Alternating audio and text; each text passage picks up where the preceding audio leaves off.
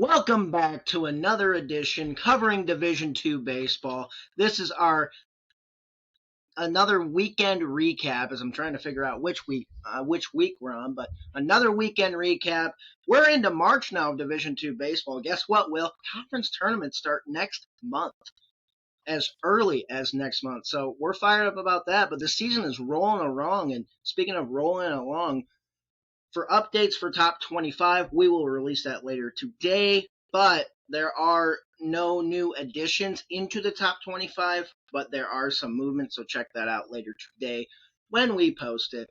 Also, check out some of the teams that are now receiving votes in our poll as well. But we're going to get right into it. We're going to start with the CACC and go just again line by line with the conferences and get after it, covering Division II baseball. So we're going to talk about the Caldwell in the CACC. They played their second game of the season. Again, they played one single game against the College of Staten Island, and they won 8-7. Liam Lombard had 3 hits in the game, and Brandon Scalisi, the sophomore, had 5 scoreless innings to get the win out of the bullpen, and he gave up 2 hits and struck out 2. Felician, they went 2-1, losing on Monday to New Haven and beating American International twice with the third game canceled. Jose David Medrano had a series against AIC. He went 6 of 8 with 2 RBI, and he went 7 of 12 on the week. The catcher looks to provide value both defensively and offensively at the plate. Post, they traveled to Barry down in Florida this weekend. They were swept. However, Chris Corchado upped his batting average to .319 after going 5 of 10 with a home run and an RBI in the series. Bridgeport was off this week. They'll have a 5-game week this week with 2 midweeks against American International and a weekend series against Mercy. Dominican went 3-3 this week in Cary, North Carolina. Isaiah Figueroa, the junior, threw a complete game on Friday, defeating the Uville 2-1. He struck out 5 and gave up 5 hits. He leads the team with a 2.65 earned run average. Goldie Beacom split a series on Thursday, Friday against Queens, New York.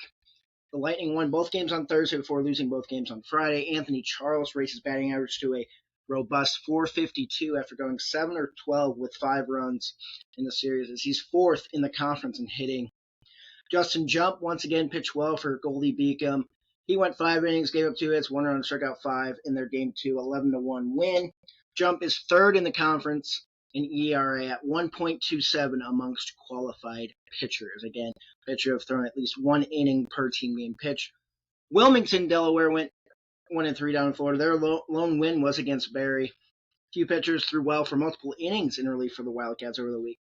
Dominic Murgo III, Nick Vanderhoff, and Steve Schenning each had multiple inning appearances and didn't give up a run and struck out a couple in their relief appearances on the bullpen, as Murgo threw against Barry on Wednesday.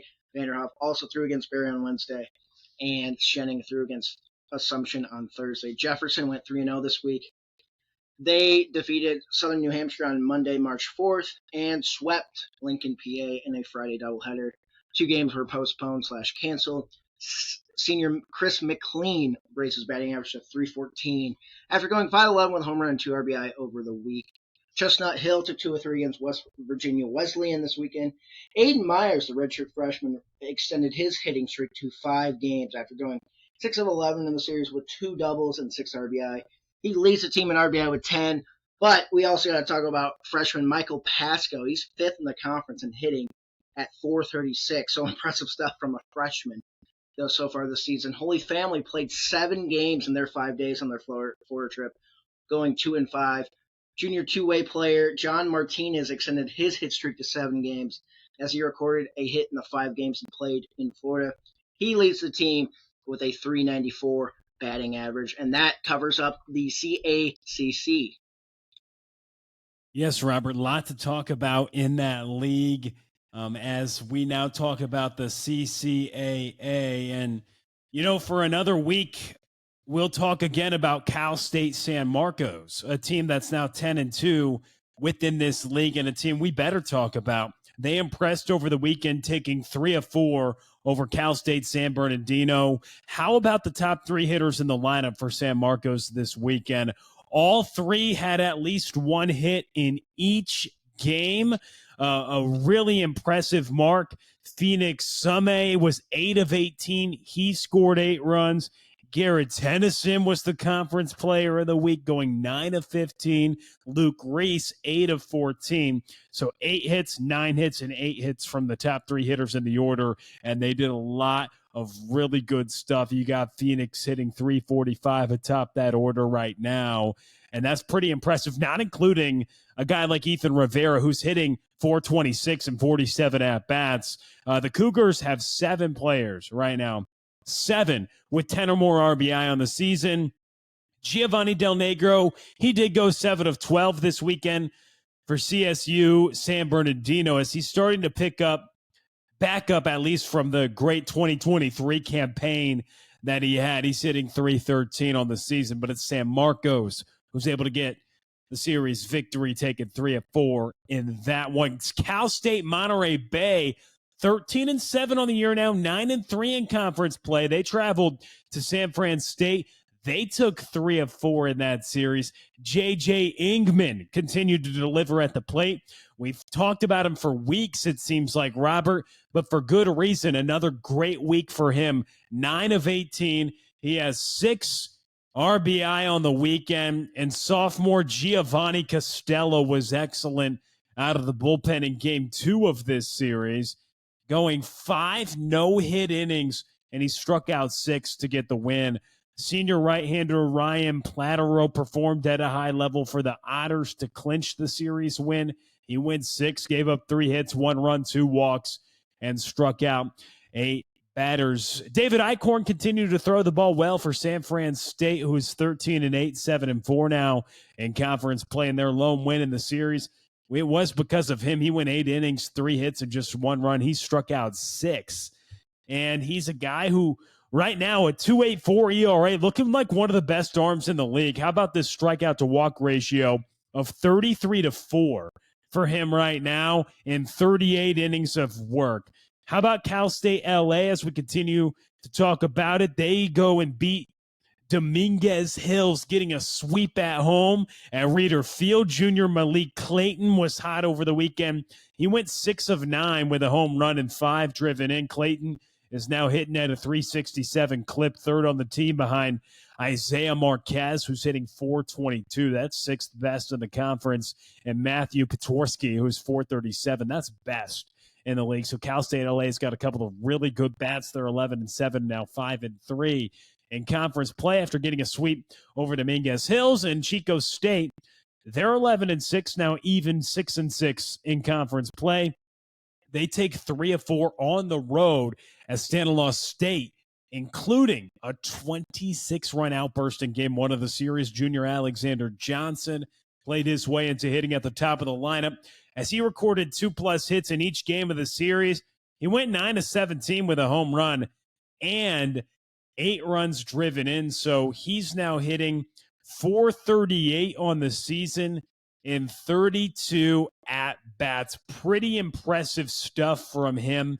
And Chico State, a team to watch. Final team we want to talk about in this league right now. Well, we'll talk about a couple of more, but one of them is Cal State East Bay. They're 12-8, 4-4. They split with Pomona. Gabe Tanner threw a complete game in game 1 of the series, going 9 innings while allowing 7 hits, just 2 runs. He struck out 7. Junior Daniel Daniels had a great week at the plate.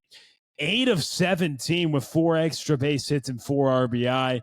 Daniels is second on the team in hitting right now at 375. Pomona, again, the split for them, but Johnny Papas and A.J. Heim, they both had solid weeks offensively for them. For Sonoma State, they were off this past weekend. They're 8-8 right now, 3-5 in conference play on the year. They'll host Cal Poly Pomona in a 4-game set Friday for Sunday. We told you about Dominguez Hills. They're now 6-15 and 3-9 in conference play. Bright spot for them, though. Junior Noah Carliner was 6 of 15 over the weekend with a home run. He drove in 5 runs and leads the team, hitting 377. But, Robert, that is your update across the conference right now for the CCAA. So that's a lot of fun stuff, Robert, and that's the breakdown.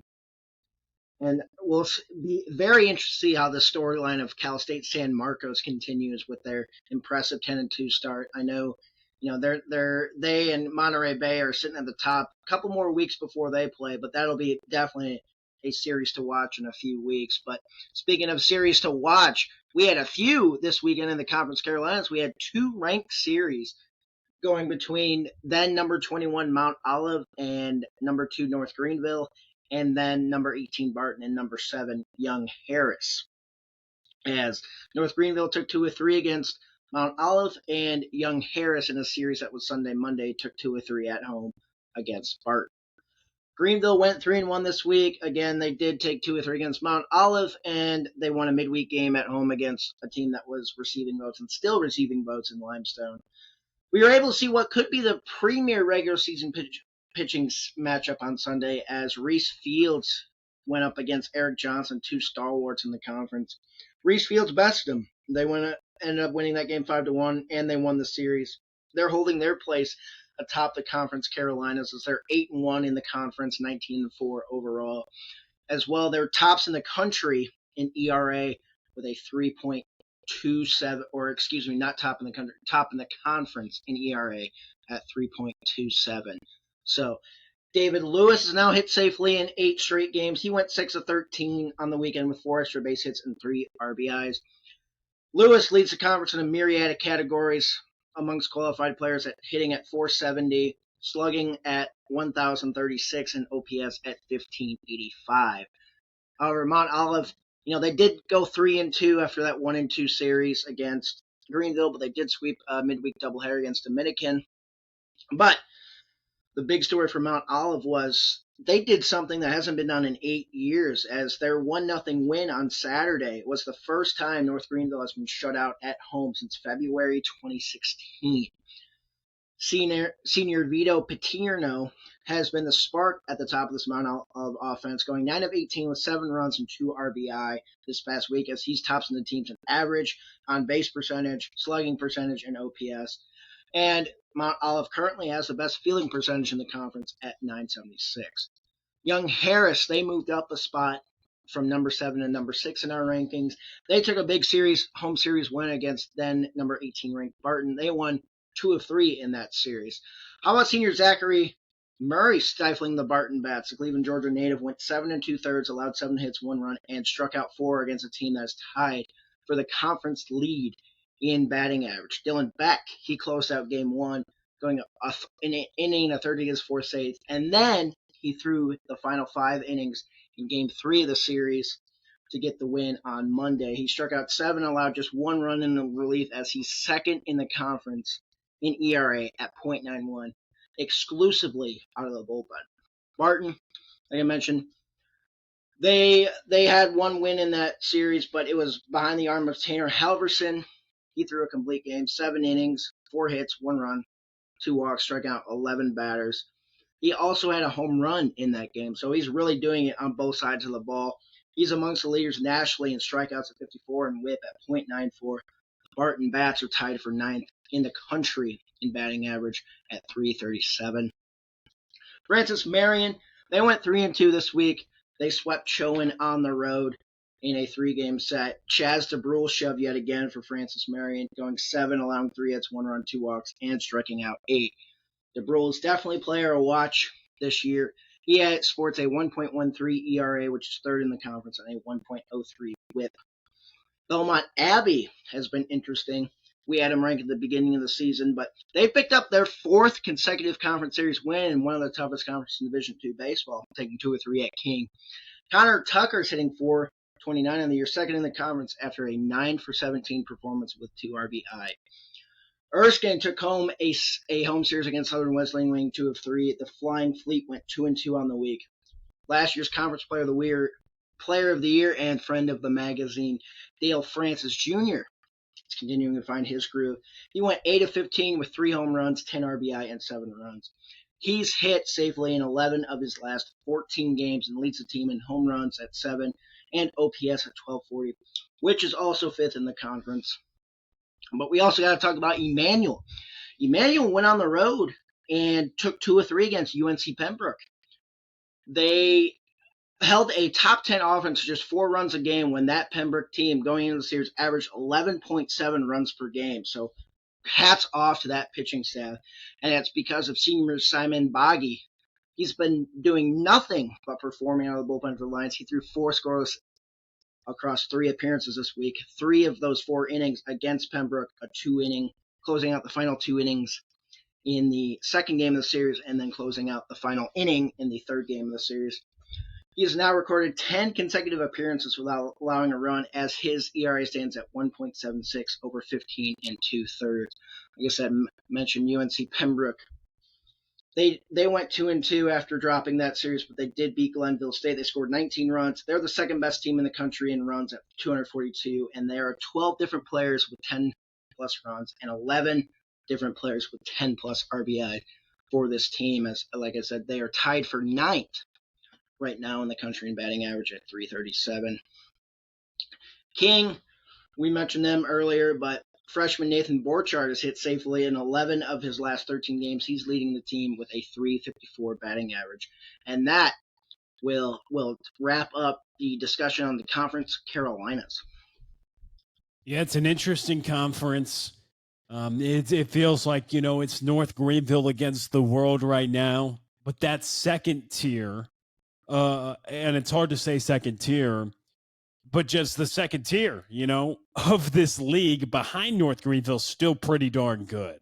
And it's going to be fun to see the Young Harris, Mount Olive, Francis Marion, Belmont Abbey, UNC Pembroke, Barton, that bunch of teams in the upper echelon of this league battle it out along with North Greenville. But North Greenville separated themselves in terms of, we feel like they're one of the best teams in the country. I mean, they're ranked extremely high, and we've had them high all year.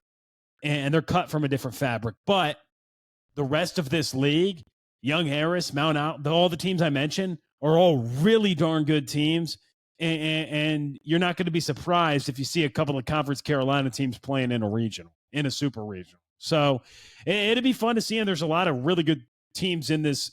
They were off to a hot start. They've continued it. And so it's going to be fun to follow this conference race the rest of the way.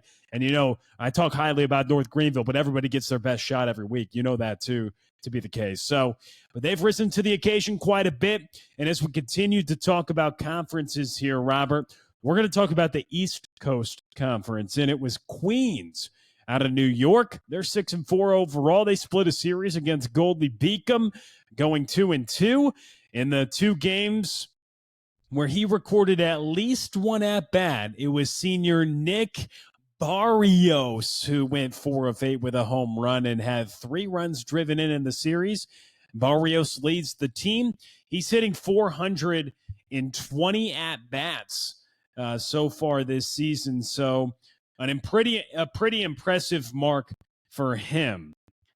Molloy, also a team that we've talked about quite a bit. They've continued their impressive start to the year. They're 11-3. They took 3 games on the weekend in the Lynn Invitational before losing a game on Monday to New Haven. On Sunday, they erupted for 25 runs. Yes, on 25 hits, setting a program record for the most ever hits in a game. And freshman Charlie Imhoff looks to become a mainstay in the lineup. He went 5 of 11, had 2 home runs, 8 RBI, and 4 walks in the 3 games that he played. So I think that he'll probably stay in the lineup based off that performance. Senior Aiden Larkin also averages over an RBI a game, as he has 17 and 14 games played while leading the team, hitting .404 on the season. Dewville played 2 doubleheaders in Cary, North Carolina versus 2 different opponents, splitting both doubleheaders. Sophomore Blaze Colbert provided some thump in the Saints offense, going 4 of 12, but he had 3 extra base hits, 2 of which were homers, and 8 RBI, and he can be a key part to this offense along with Jeremy Galinsky, who's hitting .500 across 32 at-bats this season. That leads the conference. St. Thomas Aquinas, they're 6-6. They played 4 games against Southern New Hampshire University, dropping 3. The Spartans' lone win came came from the arm of Anthony Almenda, who improved to 2-1 on the season after going 5 innings, allowed 4 hits, 1 run, and struck out 4 in a good 2-1 win. So an impressive effort from him against a really good Southern New Hampshire team, although they dropped 3. Staten Island 4-5. They played a single game against Caldwell, lost by a run. Senior Brian Burkhead went 2 of 5 with a home run, had 4 RBI in the game. And Burkhead leads the team with 7 RBI on the season. Lincoln dropped 3 games over the weekend at Jefferson. The Lions will play their first home series this weekend against Holy Family. And Mercy, who's 5-10 on the year, won their first game of the series before falling 3 consecutive times to Pace. The 7-0 win in Game 1 was behind the arm of freshman right-hander Nevin Scaparrotti, who won ECC Pitcher of the Week after throwing 7 2/3 shutout. 3 hits, 2 walks, 7 Ks. A good effort on the hill from him. And Robert, that's what we've got out of the East Coast Conference right now. And the East Coast Conference is going to be something fun to watch. Queens, a team that won the conference tournament last year. Molloy has been a mainstay in terms of being at the top of that conference. So which one of those two teams will end up being the stalwart out of the end? But we transition now to the Great American Conference, and we got to talk about Southern Arkansas. They're now 10-2 in Great American Conference play. They've had a really strong start and shown their ability to beat good teams this year, but Henderson State took 2 of 3 against them this weekend. Huge series win for the Reddies. Arkansas Monticello took the first 2 games at Harding and finished their series versus them on Monday. They have a big series upcoming with Oklahoma Baptist next weekend at home. Maxim Marakovich has his second straight start, going 6 innings, allowing just 1 earned run, and he tied his season best 7 Ks. Harding won the final game of the series, but UAM still got the series win.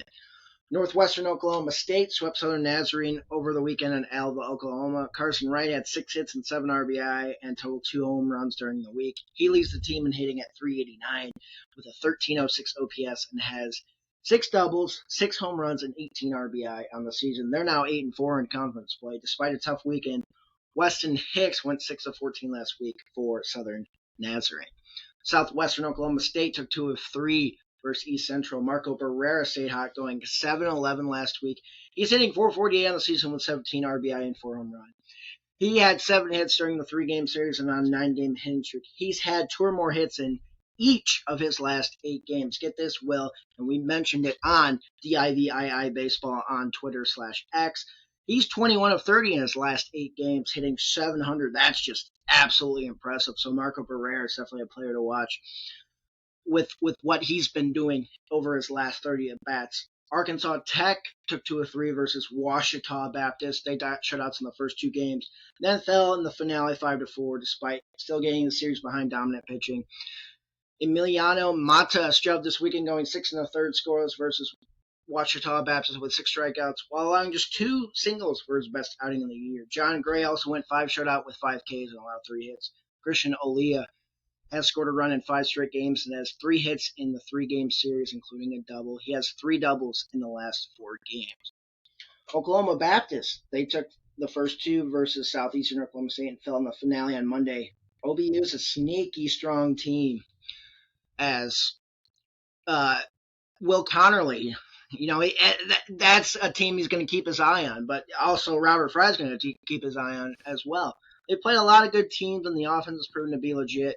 Isaiah Lasade as good as it gets. Alex Schroeder's a tank, and Austin Gonzalez went off having 7 hits last week, 2 midweek and 2 weekend, not including the series finale on Monday versus Southeastern Oklahoma.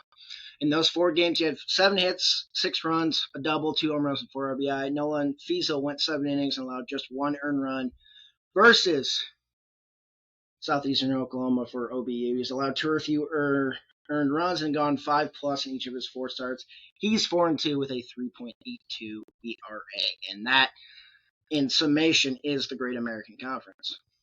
Yeah, it's interesting. It's an interesting league. It really is more intriguing to me, Robert, because when we think of the Central region, I think we think of the MIAA, right? And we think of the NSIC at the top with Augustana. But man, Southern Arkansas, really shocking that they dropped the series against Henderson State. It happens. Still think they're a great team. But the other teams in it, that's not a surprise to me. The other teams in this league, they've kind of stepped up a little bit. A Harding, an Arkansas Tech, a Southwestern and Northwestern Oklahoma State, a Monticello team, and of course an Oklahoma Baptist team. I mean, there's a lot of really good teams in this league, and it just shows the competitiveness of this central region, I think, when this is another conference within this league, within that region, that just performs at a really high level. And a lot of teams that I'm going to follow closely. And so it's Robert Fry all year long. We know that to be true.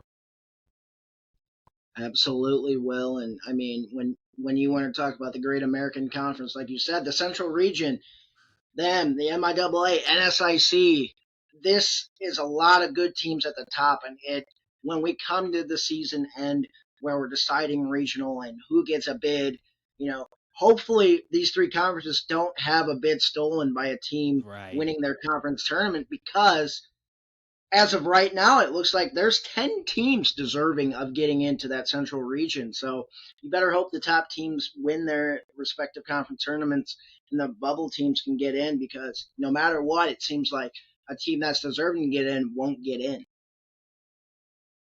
That's a really good point. And it happens every year. And as we continue to talk about a region that at least is geographically similar, we'll transition, Robert. We'll transition a little bit onto the Midwest as we start to talk about the GLIAC. And we'll start talking about the GLIAC by talking about a team that's a little bit interesting right now.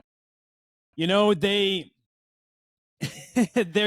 Davenport, and they're a good team in the fact that they're a good program, but they're struggling this year. And we'll dive a little bit into that struggle, Robert. They played the 35th toughest schedule in America so far. So that's obviously tough when you have a top 35 schedule. But the other interesting component of it is it only gets tougher for them. They have the toughest remaining schedule in the entire country. So if you think the road has been tough for Davenport, it's only going to get tougher. They're 3-13 right now. They've lost 6 in a row. So I understand that's not great. But the opponents they've played, and we've talked about this before, it's worth mentioning again, which certainly will help their RPI, because it's been Central Missouri, UIS, Quincy, and Nova. And Central Missouri, UIS, and Nova all having great years. Quincy, traditional power, they're a little bit below 500. But nonetheless, those have been their opponents so far. And now, who do they have upcoming? Nationally ranked Ashland this weekend. So it doesn't get any easier. They'll try to turn their record around. But honestly, with how good their schedule is, kind of looks a little bit like how Quincy's schedule was last year, one of the toughest we've ever seen. And obviously, their record's an inverse of that right now. However, they may not have to play as well as one would think. They're going to have to obviously turn it around.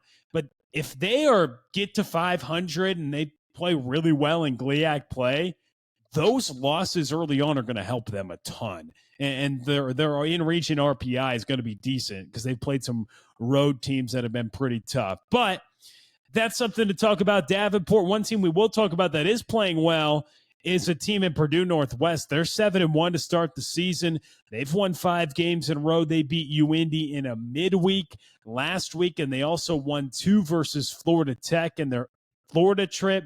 They'll continue that trip this week with tough games against Eckerd, St. Leo, Minnesota Crookston, and Wayne State. Hayden Matalich is hitting .455 through 7 games. That's 10 of 22. And Luke Montgomery, 5 for 10 over the last 3 games, coming off a strong week. That included a 3 for 4 mark against UIndy. Wayne State went 2-3 this week in Florida, a team we had in our rankings, still do, albeit dropping a little bit. It's now 9-4 overall. They continue their Florida trip this week with some tough teams like St. Leo, Minnesota Crookston, Florida Southern, and Purdue Northwest. Mason McGuire went 6-14 this week with a home run, 3 RBI, a double, and 4 runs scored for Wayne State. Saginaw Valley, a team now that we have our eye on, Robert Fry and Will Connerly here at DIVII, because they're receiving votes. And in our latest poll, for good reason, they dominantly took 2 games against Walsh, winning 13-1 and 12-4. Colin Cornwell went 6 for 8 in those 2 games, and a team that has continued to play well here to start the year. So we have our eye on them. Grand Valley, a team that a lot of people had their eye on after a great start, struggled a little bit this week in Florida. 2-4. They're now 8-5 on the year. They've got a pretty big series coming up with Seton Hill. If they could take that, that's huge for them on the road. But we'll see what happens in Greensburg, Pennsylvania. Jonas Goldbranson had 6 hits in the series in 5 games and played this week in Florida at a high level with a homer, a double, and 3 RBI. Wisconsin Parkside won 2 games against the University of Wisconsin Eau Claire, the NCAA Division III team. And on Thursday, they were able to get a couple of victories. Caleb Scholist went 6 1/3 shutout innings. With 6 Ks, he's got a .71 ERA and a .87 WHIP this year in 5 appearances this season. He's gone 2-0 through 12 2/3. And he's just allowed 1 earned run as 19 Ks. So good numbers for him so far. And nice to see, certainly, as we continue on, is that's a little bit of update for you on the GLIAC Conference. Yeah, and we'll see how they perform. Wayne State does, during the week now, and see if they're going to continue to run the GLIAC. Again, like we're high on Saginaw Valley State. They're performing very well, 10-3. Colin Cornwell, Hayden Yachek, a lot of guys on that roster that can prove that they can win a lot of ball games. So we'll see how they do there. But speaking of we'll see how they do there, is we'll go to the GLVC and we'll talk a little bit about that Quincy team, but they're playing a great team right now, and we want to talk about that great team playing right now. Maryville, they started strong in GLVC play as it began this past weekend with a sweep over Upper Iowa. Jack Zeebig was absolutely impressive. He went 8 of 13 with 7 runs scored, 4 home runs, and 10 RBI on the dominant weekend. Amongst the best weekends anyone in the entire nation. He's hitting .393 on the season with 25 RBI, 7 home run, 5 doubles, and a 1320 OPS in 16 games. As a sophomore, looks to be one of the best players in the nation for years to come. They have a big series with Quincy this weekend, and both Will and I think if they win the series, they should be in the rankings, but they're 5 wins in a row. They're back to receiving votes this week, so they are definitely on their radar. If they do win that series, we'll definitely give them consideration in the top 25. Definitely will, and we'll see how the rest of the top 25 plays out there. But Ben Pryorich, he went 7 innings, allowed 1 run, struck out 9. Really strong start and the longest outing in the season of him. Jacob Krager, Ben Pryorich, Ben Gregory, they all seem to be spearheading a Maryville starting rotation that appears to be the best in the GLVC right now. UIndy gets a big sweep in Rolla, Missouri over Missouri S&T. Caleb Vaughn had a great week as he had 8 hits and a pair of home runs in the series. An interesting storyline this series was Dakota Sill and Cole Hampton. They played for the minors last year, but now are key contributors to the Greyhounds this season. Sill leads UIndy hitting .373 on the season, and Hampton is hitting .319, so they've both started every game for the Greyhounds. Quincy, they traveled to William Jewell and took 3 of 4, and they had a big weekend at the plate with Austin Simpson. He went 10 of 17 with 2 home runs, 2 doubles, and 5 RBI over the weekend. Simpson is now hitting .453 with 5 home runs and 12 RBI, as he looks to be the big power bat in that Quincy lineup. Drury, they won a series against UMSL behind dominant pitching efforts. They took 3 of 4, and in the first game 3 of the series, they allowed a combined 4 runs. They didn't need the bullpen in those 3 games. Cade Waits, Wes Laker, and Cody Ball all shoved and went the distance. Ball and Laker earned complete game wins on Saturday, each going 7 innings and allowing just 1 earned run each. Cade Waits had a 7-inning complete game around 2 earned runs with 6 Ks on Game 1 Sunday. UIS and Rockers split, while Lewis and Southwest Baptist also split. Thomas Fox of Lewis went 11 of 20 with 2 doubles, 3 home runs, and 10 RBI. Truman took 3 of 4 against McHenry in Kirksville, Missouri, and that will wrap up the GLVC, but I know our guy Will Connerly will have more notes on the GLVC before we head over to the next conference. Yeah, I mean, it's a fun conference to follow. It's an interesting league. It feels a little bit more wide open than maybe it has in years past, and it's fun to see I love your passion about the Maryville Saints, though. We'll give them consideration, won't we? If they can beat a Quincy team, we'll see. That's obviously a good series to follow. Speaking of rankings, we did have UIS receiving votes with a split of Rockers. They no longer are for us, but still a team to watch with Rockers. Kind of an even thing. Two teams with decent records, but yeah.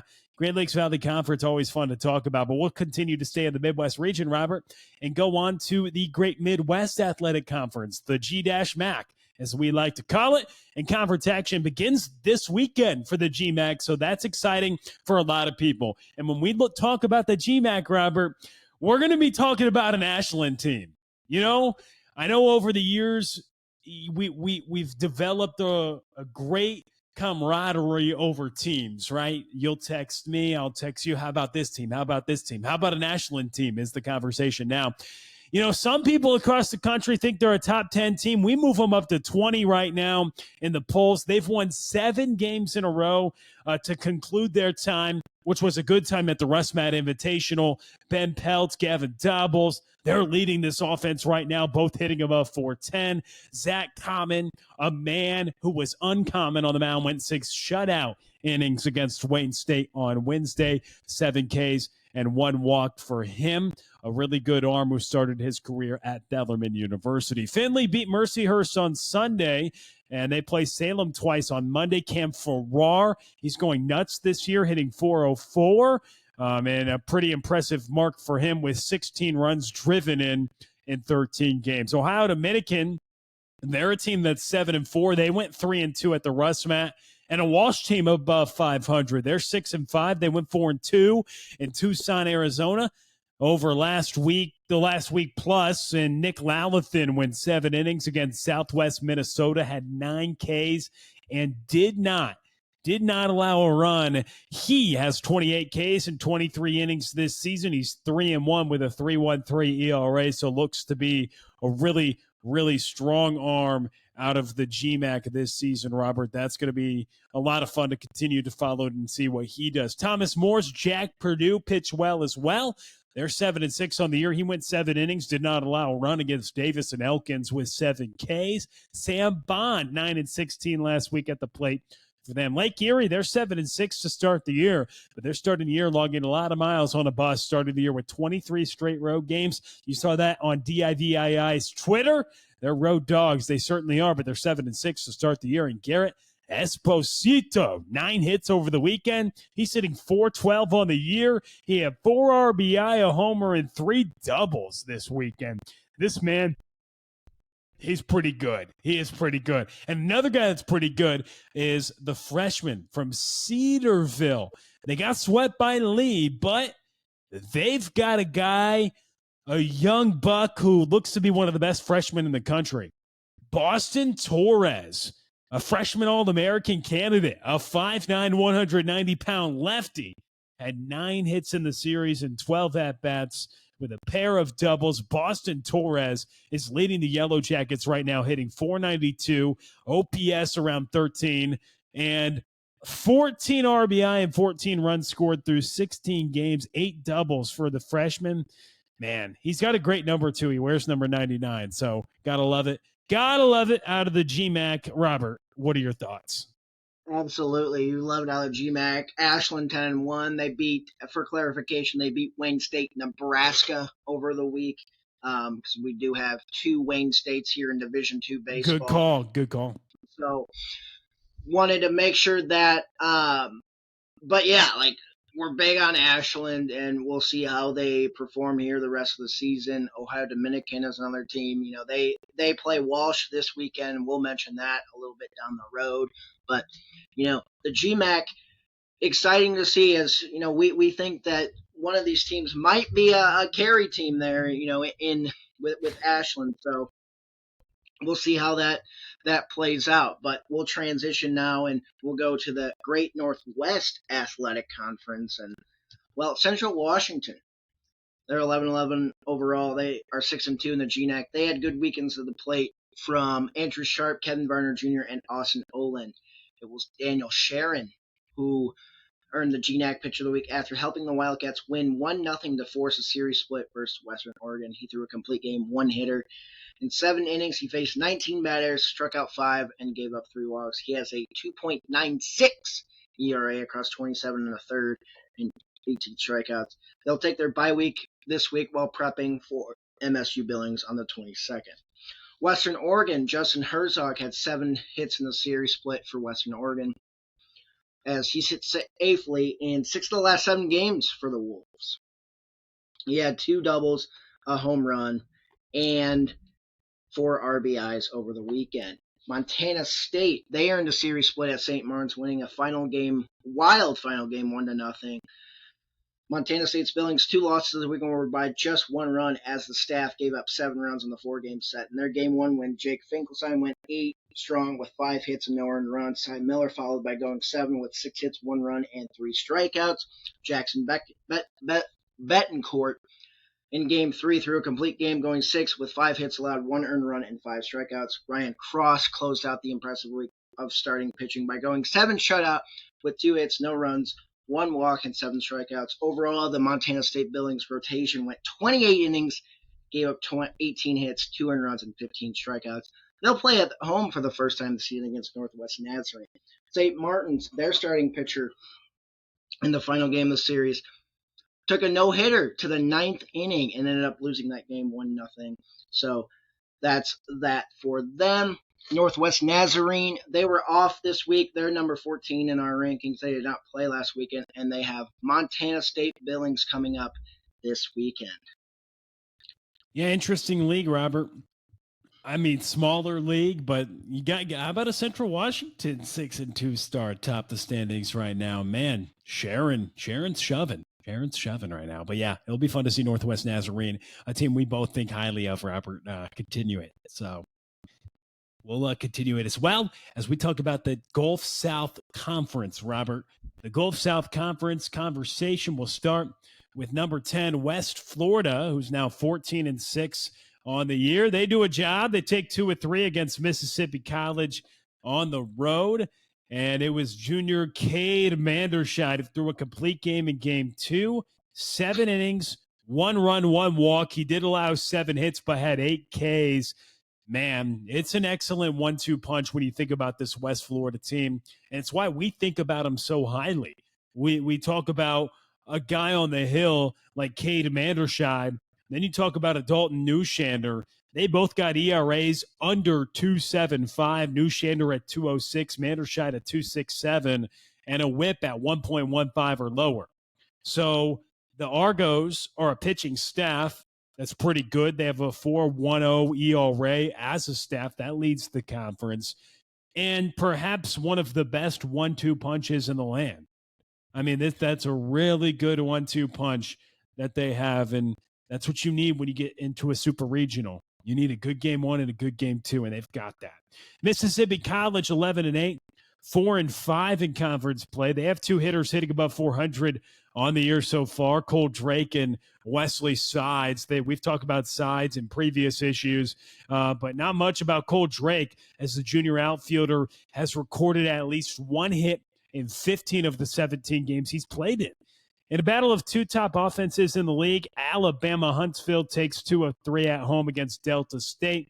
UAH sophomore Merrick Carter is second in the GSC in hitting after a 7 of 18 weekend, hitting .440 on the year. Carter now has an 11-game hit streak going for the Chargers. And it's junior Brock Butler, who had a series against Delta State. He went 7 of 9, had a pair of doubles, 3 RBI, and scored 4 runs. And then Auburn Montgomery, a team I think we should talk about. They're 8-4 in conference play, 13-11 overall. They had a 3-2 week, split a doubleheader against Spring Hill in a midweek, and then take 2 of 3 at Shorter.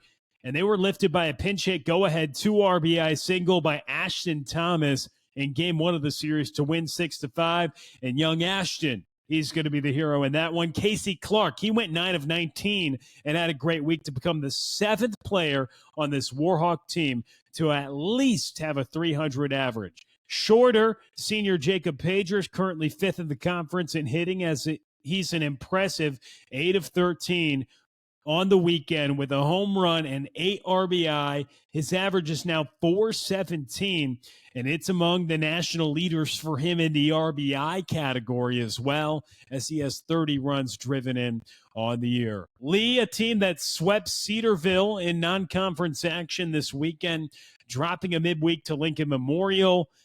Grad student Brandon Daniels recorded a hit in every game this week, went 6 of 14 with a home run, 11 RBI, as his average was raised back up to 400 on the season. Junior right-hander Jack Nedro is 5-0 for the Lee staff with a 3.64 ERA.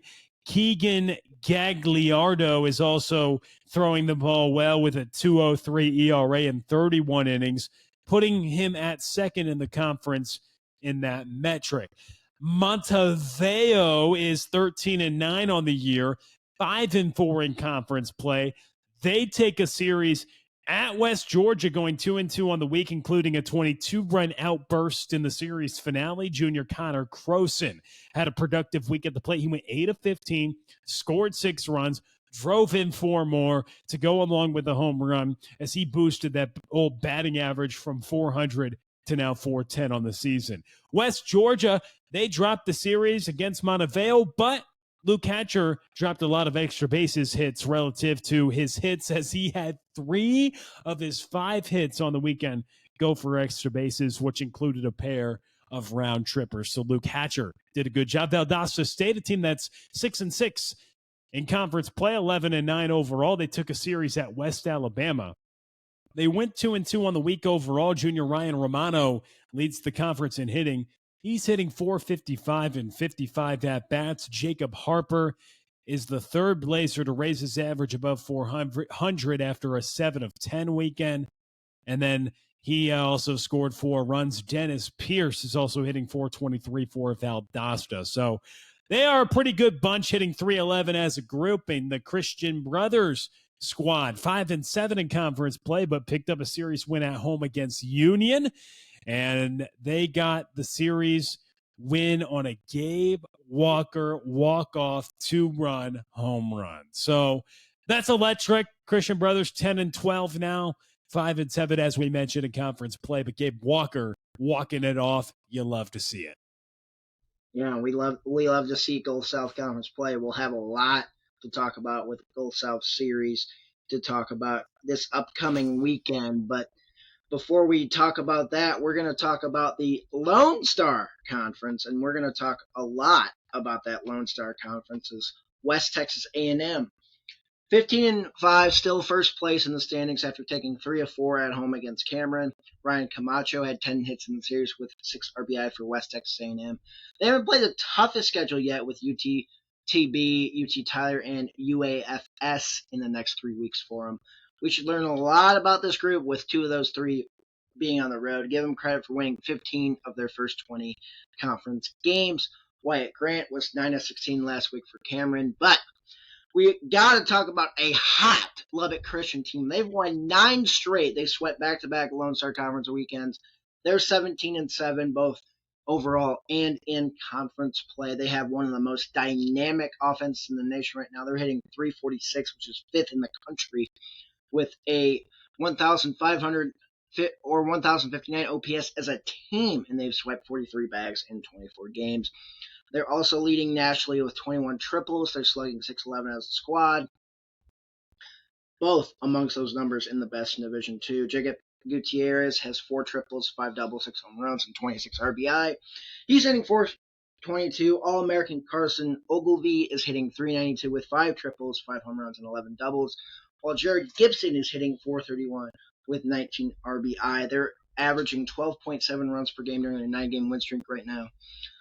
On the hill, lefty Aiden Alger went off, going 7 innings while not allowing a run with 5 Ks and just 2 hits allowed. He's 3-0 on the season. Jacob Gutierrez and Carson Ogilvie had combined for 15 hits in the dominant weekend with 12 runs scored and 6 extra base hits between the duo and 13 RBIs. As in our next issue of D2 Baseball Insider, hear Coach Nathan Blackwood's thoughts on how the team is performing.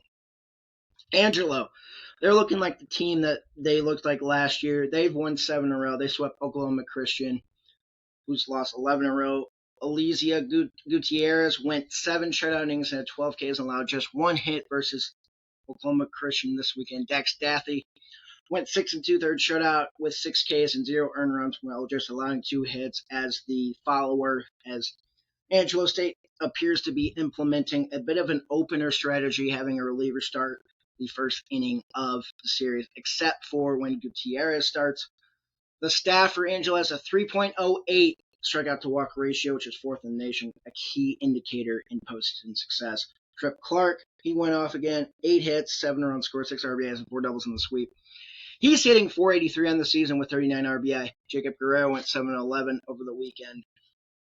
UT Tyler, they took 3 of 4 against Texas A&M Kingsville, winning the final 3 games of the series.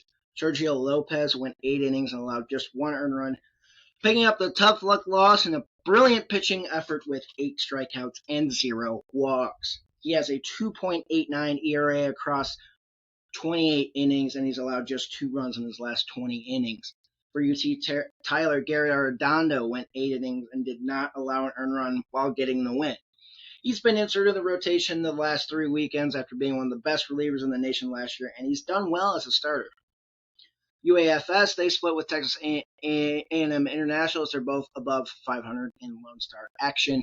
UTPB and St. Edwards also split this weekend. They're at 500 in LSC play.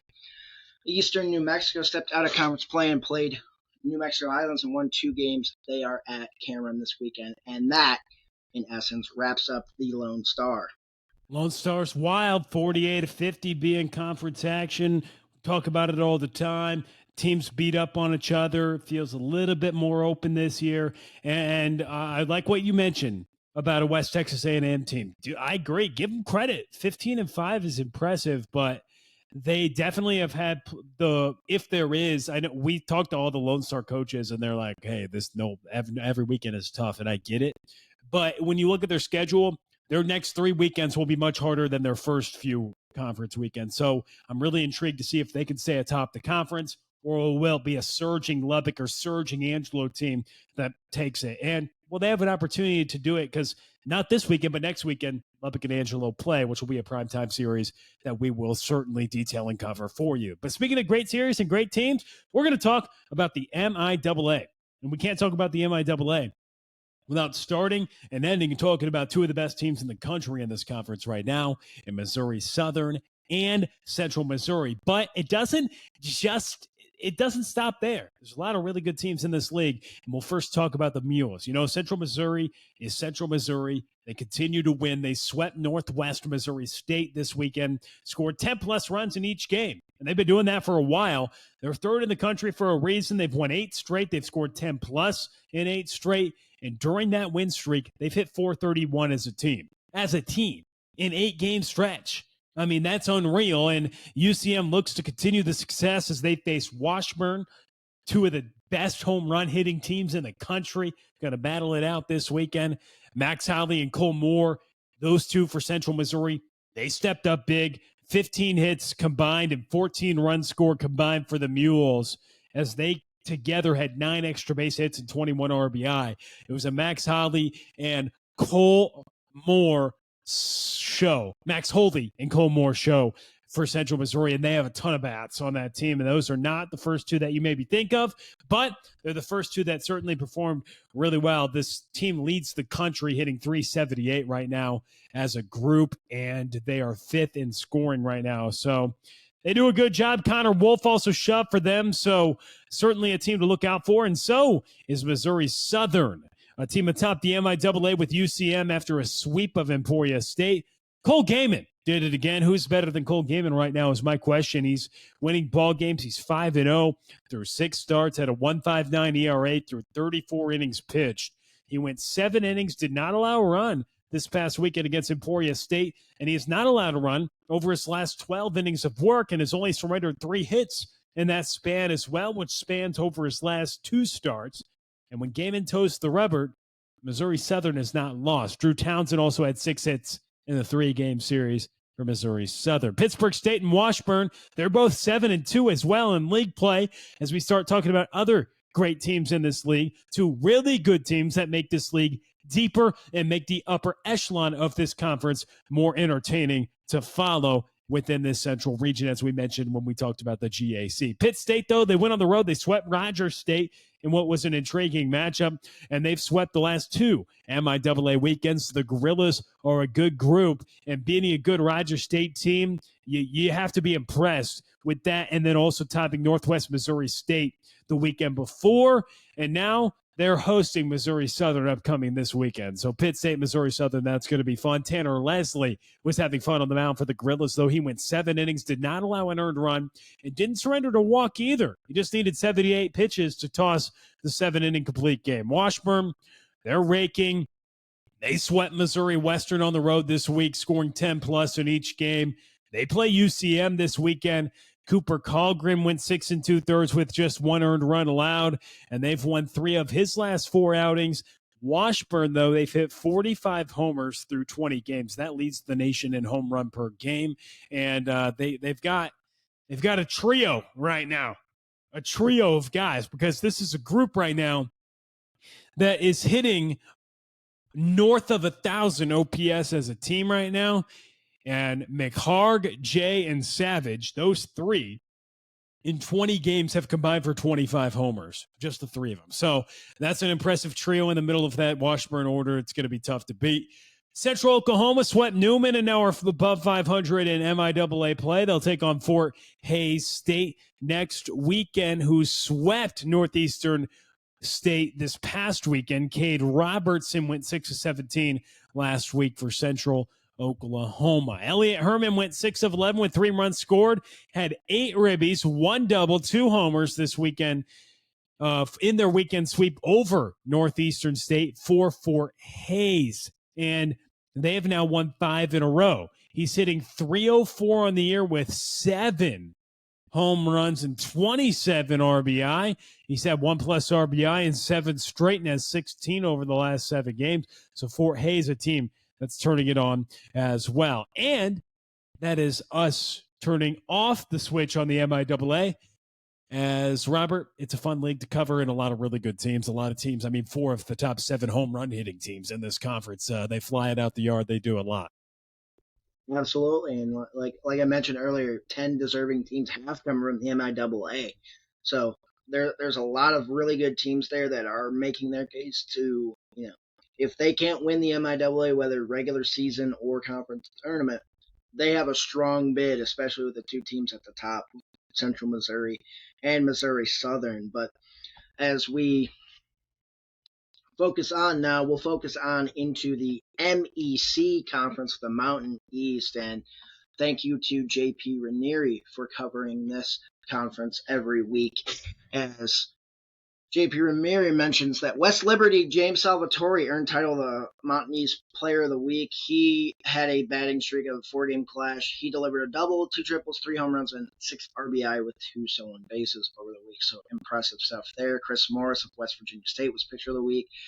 He pitched a complete game with a 5-2 victory over Slippery Rock. He allowed 2 runs, 5 Ks, and he also hit 2 of 4 with a home run in that game as well. Dual threat there. Fabian Escalante still leads the MEC with hitting 489 and 22 hits, but Scott Kondroik from Wheeling tails closely with 21 hits and a 457 batting average, as batting crown is going to be a race there in the MEC. Shining on the pitcher's rubber, Cody McCarley boasts an MEC leading 1.88 ERA over 28 innings. Kenny Jenks reigns as a strikeout ruler with 36 Ks and a 3.52 ERA. Charleston, they are now 10-4. They had a win streak that was snapped over the weekend, but winning, being able to win 6 of their last 7 is still strong. Drew Klassner left his mark against UPJ, boasting a 2-for-4 spectacle with a 2-run home run. Owen McNeil, he has a .75 ERA and a 2-0 record, while Casey Fink leads the team with a 341 batting average. Frostburg State, they swept Shepherd with 10-5, 10-7 wins. Ethan Keipel hammered out 5 hits across 9 bats with 3 home runs and 8 RBI over the series. Jacob McDonald only gave up a run over 5 innings, and he had 8 strikeouts with a lone walk. Wheeling, they've been a bit of a surprise, 8-3 so far in the year. They came out swinging a doubleheader sweep against in a doubleheader sweep. They beat Clarion in Cary, North Carolina. They beat Glenville State in North Carolina. The offense was led by the aforementioned Kondroik. He had 2 of 3 RBI performance, and they had a weather performance against Clarion, but the Cardinals stand tall with a 300 average, 23 home runs, and 113 RBI in their first 10 games. They might be a force to be reckoned with in the MEC. They certainly could be, Robert. They could be. But how about a shout out to a guy like JP Radiri, going hard on this, like we mentioned. But this is a fun league to follow. Man, Escalante, he's trying to separate himself. We want him to be an All-American with the way he's playing. So that's a lot of fun. Robert, we transition off to the NE10. And we'll talk about first the teams across the Northeast Division. First with Bentley. They're 10-5. They went 2-2 Friday to Monday down in Florida. And this Falcon team is looking strong to start the season. There's a possibility they could be the leader in the NE10 at the season's end. That's what we think here at D2BI. Corey Bright has been a key cog in this lineup, leading the team in not only hitting .396, but also getting on base at a .532 clip. I mean, the Falcons lead the NE10 in hitting at .310, and that'll play. Southern New Hampshire, a team that we usually see at the top of this league. They're 9-7, went 4-2 this week, splitting a doubleheader against Jefferson on Monday, taking 3-4 against St. Thomas Aquinas.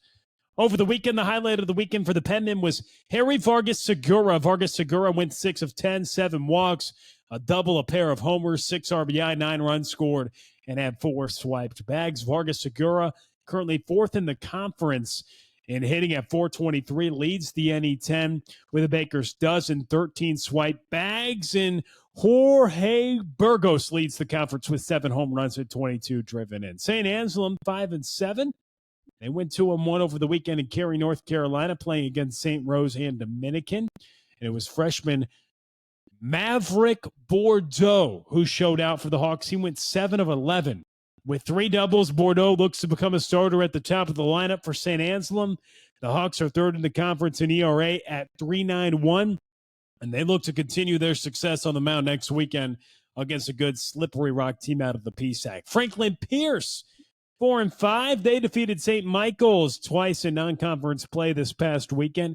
Ian Battipaglia, he's garnering Conference Player of the Year attention because we talk about him every week. He's hitting .484 on the season and 31 at-bats. Junior Stephen Banks excelled out of the bullpen in the second game of the doubleheader. He went 5 strong, didn't allow a run, picked up 8 Ks in the close game to get a win as well. St. Michael's, they're 1-7 to start the year, but sophomore Sam Cavassa, 2 for 5 in the doubleheader against Franklin Pierce.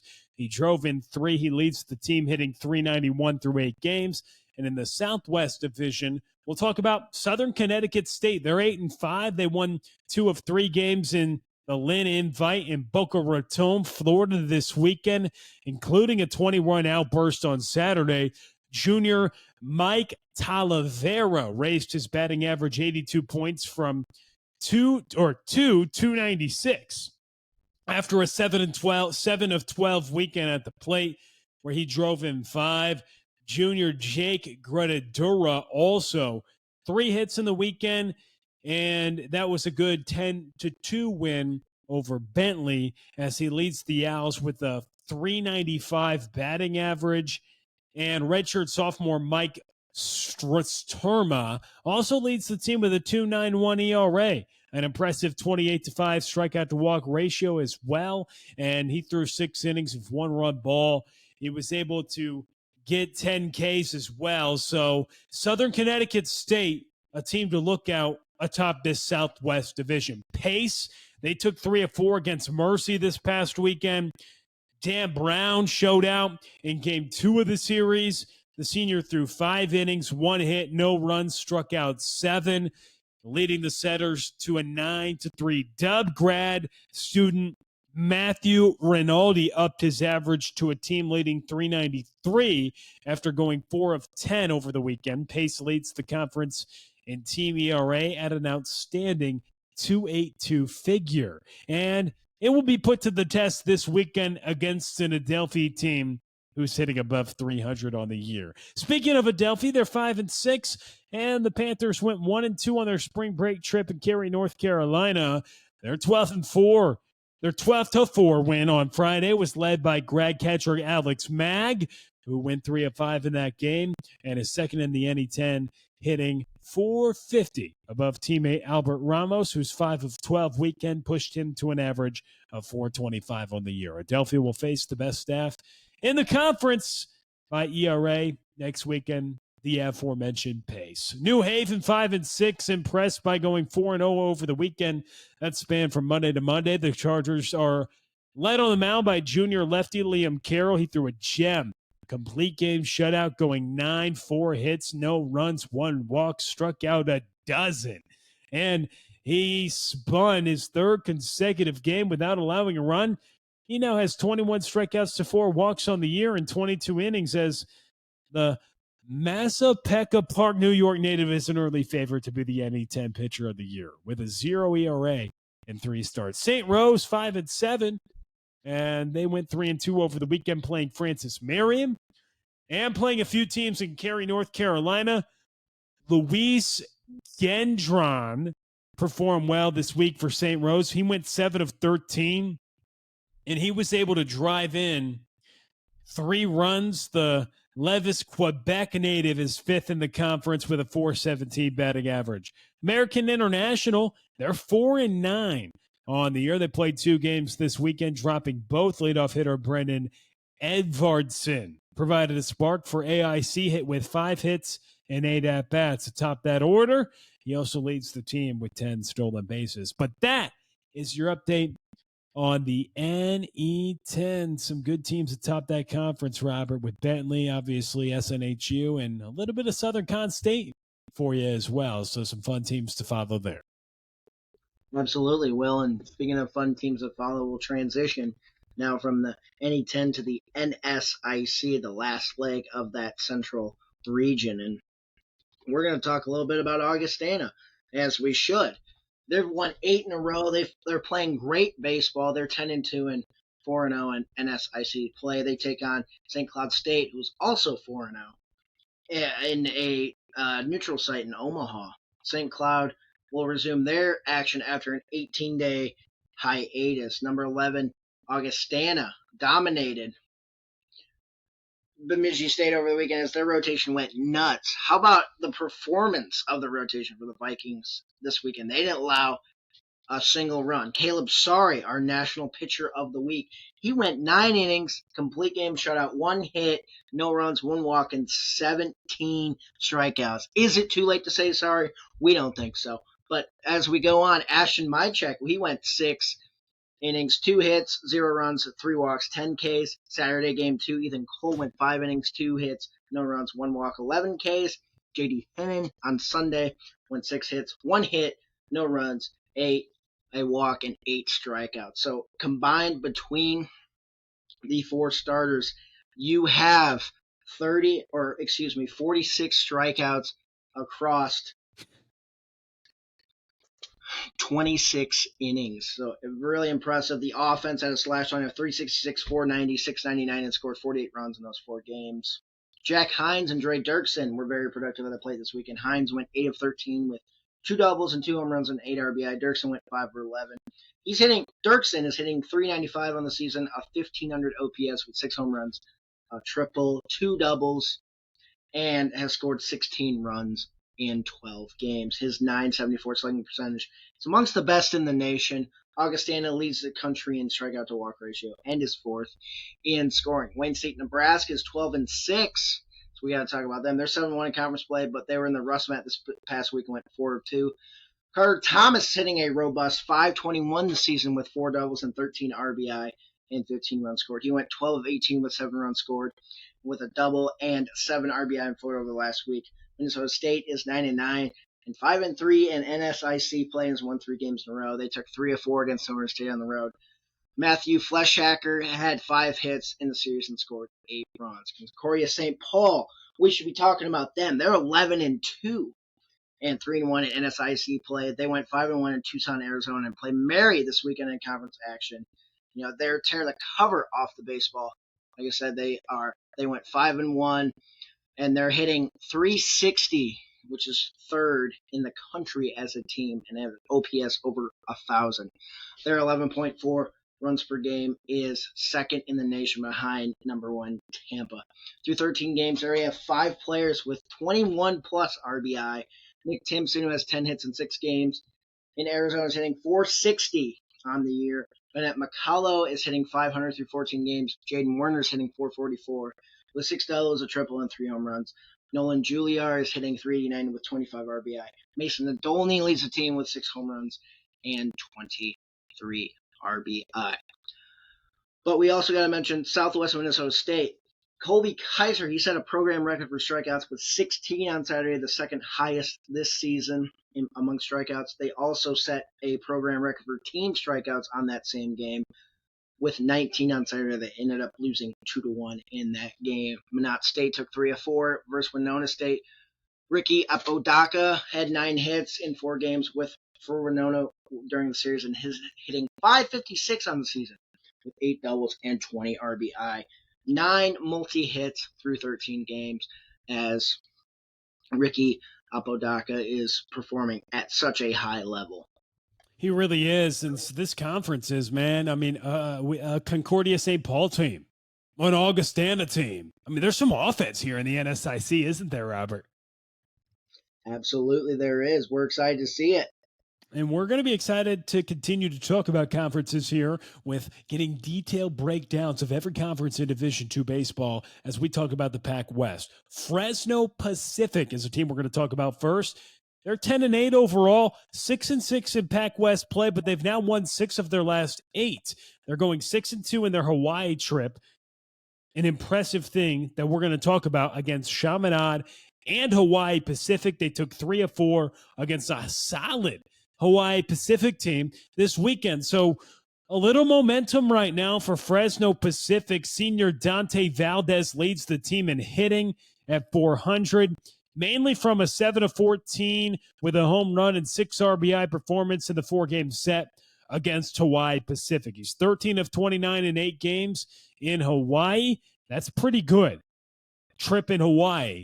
And obviously they go back to Fresno, but he was having a good time out there. Junior Connor Simone threw 7 strong in game 1 of the series, allowing 6 hits, 0 earned runs, and struck out 5. Simone has a noteworthy 1.97 ERA. That's pretty noteworthy in 32 innings of work. Azusa Pacific, 7 of 15 overall, 2-5 in Pac West play. They were able to get a little bit back on track, taking 2 of 3 on the road at Chaminade. Senior Cameron Lee was the star at the plate for the Cougars in 3 games. He went 7 of 15 with a home run, 5 RBI, 5 runs scored, and he's leading the team in hitting at .328 on the year. He's 8 of 10, leading the team in stolen bases as well. So Azusa Pacific, a team that some of us thought highly of, and they struggled. Some of us maybe just being me, I don't know, a handful of people, but they're 7 of 15, 2-5, and there's still plenty of time to turn it around. But here's a team that doesn't need to turn it around, and it's Point Loma, ranked very highly, 15-6-1, 7-4-1. They tried to keep it up. They made a trek to Hawaii to play Hawaii Hilo. They took 3 of 4 in the Friday to Saturday doubleheaders, and in the final game of the series, freshman Brandon Jackal threw 5 shutout innings, 3 hits, no runs. He K'd 4. And a guy we talk about a lot, Robert, senior Scott Anderson, continued his leading ways, going 6 of 13, 4 RBI in the series. He's hitting .400 on the year. He has 32 hits, 26 runs driven in, leading the team in both of those categories for a top 10 Point Loma team. And it feels like they're continuing to make strides, even after losing some big thumpers. They're a good team. Biola, a team we want to talk about because they're 13-8-1, 5-3 in conference play, and they're winners of 5 of their last 6 after taking 3 of 4 in a home-and-home doubleheader against Concordia Irvine. Redshirt senior Wyatt Duncan, a key part of that streak for the Eagles, as he's recorded 3+ hits in each of their wins over the weekend, 11 for 18 in all. Duncan has raised his batting average from 276 to 369 over the last 6 games. And Westmont, a 10-7-3 club, 2-1-1 in conference play, played a midweek contest against Hope International. They dropped that game. But Point Loma atop this conference. In the Pac West, always a fun league to follow, but Fresno Pacific, a team that Azusa trying to turn the corner, Biola above 500, and Westmont's a fun league. A lot of teams to talk about, Robert. Absolutely. A lot of teams to talk about. But there's also a lot of teams to talk about in the Peach Belt Conference, and we'll go there, the Peach Belt Conference once again, as North Georgia, they're receiving votes still in our polls. They're 14-4 overall, 5-1 in the Peach Belt Conference. They remain atop the conference after sweeping Claflin on the road. The Nighthawks scored 49 runs over the weekend, allowed only 3 as a team. UNG slashed a .467 batting average, .595 on base percentage, and a .729 slugging percentage over the sweep. All 3 starters went 6 or more innings and struck out at least 4 or more. Noah Darden is second in the conference inning at .441 and 59 at-bats and is just a freshman. Brady Skipper and Jorge Arispero are run producers for the team, both leading the Nighthawks with 22 RBI. Dylan Nose is third in conference in ERA at 2.23 and is 4-0 this season. Georgia Southwestern, they moved up a spot to number 16. They're 17-5, 4-2 in conference play. They earned a weekend sweep of the USC Aiken with a walk-off on Saturday and a double-header sweep in which the Canes scored 34 total runs on Sunday. Nick McCollum once again dominated, striking out 10 and giving up 1 run in 7 innings for GSW as he's topped it country in ERA 1.22, WHIP 0.95, and strikeouts 45. Matthew Manuel shined on offense, recording 2 hits and 1 or more RBI in each game of the series as the freshman is now hitting .330 on the season. Andrew Geiger struck out 10 and 5, allowing just 1 run in his start as he is amongst a national leader in WHIP as well at .93. The Canes are leading the conference in hitting at .334. USC Aiken, we mentioned them. They did drop that series, but junior Josh Sharp extended his hit streak to 11 games, going 7 for 11 with a triple and 2 RBI over the weekend. Columbus State, they're now winners of 11 of their last 13 after a midweek win against Montevallo and a weekend sweep of Flagler. Junior Cody Ferguson had back-to-back 4+ hit games to close out the series against Flagler. So he went 11 for 22 on the week with a home run and 5 RBI. We cannot speak highly enough of last week's Player of the Week, senior Wynn Johns, as he leads the conference in batting average at .461 and on base percentage at .538. Senior Derek Wiley for the Cougars leads the conference in RBI with 31. Georgia College, they went to USC Beaufort and swept the Sand Sharks, scoring 13 or more runs in each game of the series. Mason Poole went 9 of 14. Brandon Bellflower went 8 of 15, had great weekends for the Bobcats as the two lead the team in hitting. Bellflower is at .429, third in the conference. Poole is at .373. Lander, they're 14-8, 3-3 in conference. They picked up a big series win against Augusta, which was capped off by a walk-off home run by Chris Manriquez. Connor Droz homered twice in the series as he's amongst the leader nationally with 11 home runs and second in the conference with 30 RBI. Augusta, like we mentioned, they went 2-2 on the week, but Richard Jr. Dylan Winnett went 8 of 18 on the week, including 3 multi-hit games in the Lander series. Senior left-handed pitcher Rick Kelly has been excellent out of the bullpen for the Jags, throwing 17 2/3 innings to a 1.02 ERA and a 1.08 WHIP with 2 saves. So that, in essence, is the Peach Belt Conference. In essence, I like it. I like it, Robert. I mean, it's a league that's deep. I think it's deeper than most just because of in some leagues we talk about, hey, there's a lot of good teams.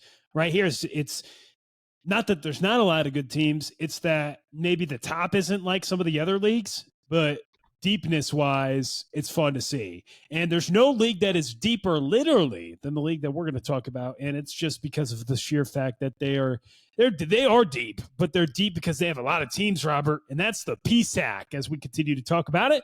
And Robert, when we talk about the PSAC, we're going to talk about a one-loss Westchester team right now. They stay high. They took 3 of 4 against Kutztown to start conference play. Kutztown's Jake Skyrocki threw the ball well, going 7 innings over his time against Westchester this past weekend, allowing just 1 hit, no earned runs, picked up the no decision. But he also has the top play in this week's D2BI Top 10. And Robert, if you want to see that Top 10 video, what do you have to do? Well, you have to go to D2BaseballInsider.com/subscribe. Subscribe, get the issue, and then you'll see the top 10 and the voiceover so professionally well done by Andrew Hill of D2 Baseball Insider. So Jack Skyrocki, despite falling to Westchester 3 of 4, or Westchester getting 3 of 4, he did some good work on the hill. Millersville, they're a team that's staying hot, that's for sure. They're 13-3. They've won 5 in a row. I believe even new information came in this afternoon about maybe more things happening. We'll see. But they took the first 3 against Bloomsburg. Then the series finale was suspended in the 5th due to snow. They were 2 outs away from a 4-game sweep, but the umpires halted that game. They look really good. Matthew Williams is raking this season. He's hitting .475, OPS at 1,400, 10 doubles, 4 homers, 18 RBI.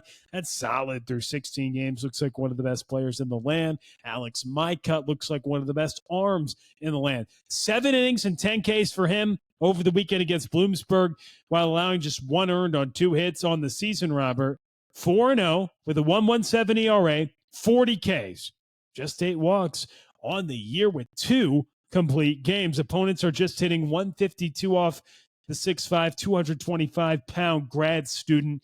In every start this season, he has been quality. Every start, he has gone 5+ and allowed 1 or fewer earned runs with 6 or more Ks. He has a .78 whip on the year.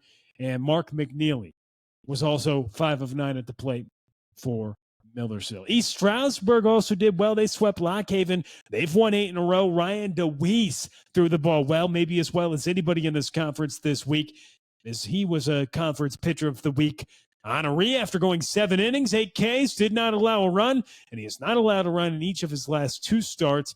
The starting pitching for East Stroudsburg was excellent. They allowed just 1 earned in the 4-game sweep over Lock Haven, combined over 20 innings for those starters. Shanley Wall was 7 of 15 over the week. He was conference player of the week as well for East Stroudsburg. California, they're off to a strong start this season. They've had an interesting schedule. They beat Lynn, Berry, Assumption last week in Florida. They're 7-5 to start the year, and some consider them to be a sneaky team, as we'll see what they are going to continue to progressively do. Shippensburg 8-5. They split with Mansfield to begin PSAC play this weekend. Slippery Rock split with West Virginia State, only playing 2 of the 4 scheduled games. Mark Maseraldi also won his 700th game for Seton Hill, a team that went 5-2 on their Florida spring break trip, including a couple of extra inning wins. Jack Oberdorf went 7 of 21 last week for Seton Hill. Seton Hill beat Tampa, Ohio Dominican, lost to Ashland, split with Florida Southern during this past week, and they take on Grand Valley in Greensburg, Pennsylvania this week, hosting them. But certainly impressive that they're the only team in the country so far to beat Tampa, as they did in a midweek thriller last week. The west side of the PSAC has not started conference play yet, while everyone in the East Division has got going except for Shepherd within conference play. Well, that's a lot on the PSAC, but again, 17 teams, and congrats to Coach Maz for getting his 700th win. That Seton Hill team is someone to look out for, because again, they're the only team to beat Tampa, but also Millersville, sitting in the top 5 as well at number 4. Westchester, they're going up with their record right now, so seems like it's going to be a 3-headed monster in the PSAC, and we'll see which of those 3-headed monster comes out on top at season's end. But speaking of coming out on top at season's end, we're going to talk about the RMAC. And, this season, we don't know exactly who's going to come out on top at season end. The typical stalwart of Colorado Mesa hasn't been playing the best ball this season. but they did do a great job this past weekend. They took 3 of 4 against MSU Denver at MSU Denver. But we got to talk about something interesting that happened over the weekend, which was the series between Regis and Adams State. They played not one, not two, but 3 games in one day, a scheduled triple-header on Sunday. And they took 2 of 3, Regis did in that series, taking 3 of 4 overall in the series. Adam Paniagua hit 5 home runs in one day for Regis, and they 3 or 4 overall in the series. Like I said, Regis has won 5 of their last 6 games, and Paniagua is leading the team, hitting .449 this season with 9 home runs, 6 doubles, and 28 RBI through 20 games. They're the only team so far this season to beat Augustana. They played a tough schedule overall, and it gets tougher as they play Lubbock Christian at what was originally scheduled to be at home, and now it's to be determined whether it's a neutral site or potentially at Lubbock Christian. Jack Slominski of MSU Denver threw the ball well. He went 8 innings and did not allow an earned run with 8 Ks, 0 walks, and allowed just 4 hits during the outing in their big win against Colorado Mesa in the first game of the series. In his last 2 starts, he's gone 15 innings and allowed just 1 earned run. Despite the run rule win for MSU Denver in game 1 of the series, Mesa came back and scored 13, 16, and 20 in the next 3 games and won them all to take the series 3-1. Mason Andrews had 9 hits for Colorado School of Mines in this 4-game sweep over Colorado Christian. They start 4-0 in RMAC play and head to Grand Junction, Colorado this weekend to take on the aforementioned Colorado Mesa. Final team we'll talk about in the RMAC is Colorado State Pueblo. They had a walk-off home run to take the first RMAC series of the season over UCCS. Elijah Borjas had a walk-off grand slam to cap off a 5-run bottom of the 9th for CSU Pueblo. They are 14-6 and have proven to be one of the best offenses in the NCAA right now. They are hitting .340 as a team with 37 home runs in 20 games.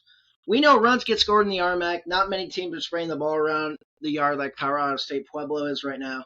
They're 5th in the country in home runs per game at 1.85, first in doubles per game at 3.15, and third in slugging percentage at 6.11.